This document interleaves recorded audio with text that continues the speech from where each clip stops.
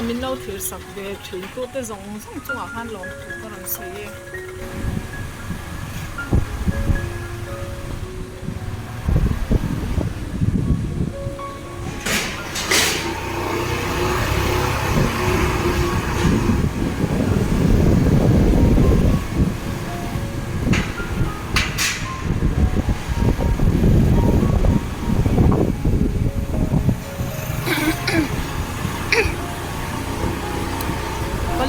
Test rồi video kan là go nên mình lâu thiệt sặc lẽ vết rồi nhá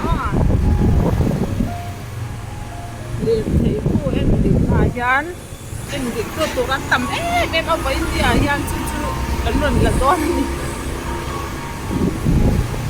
lâu thiệt sặc cái dễ lắm con nha lâu thiệt sặc cái chỉ có chung ở gan đồ của con xe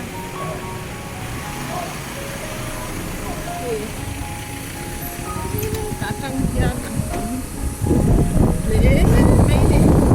gia đi lễ cả hai con đi trên thật ta đi cho nó coi ngõ bốc xì à cái khang ai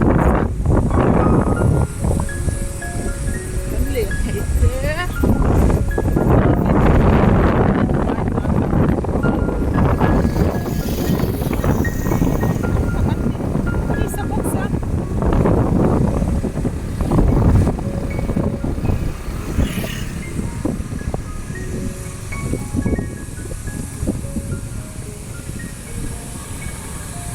ta so nan em dit ta mo koi kata ati tam thei lawain do te ti ngai bang hen lam pang hi motor ai no be tu ya nam ta ta ni chu mo nom thamani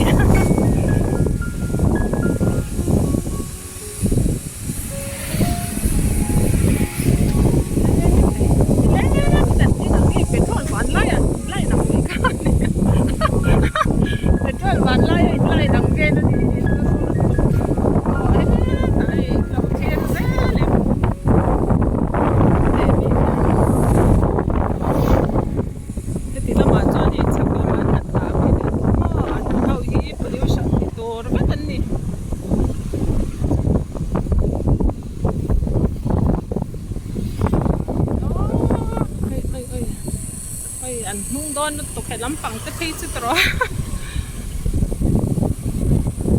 tầm tàn mà quý ta cái gì riêng đây đi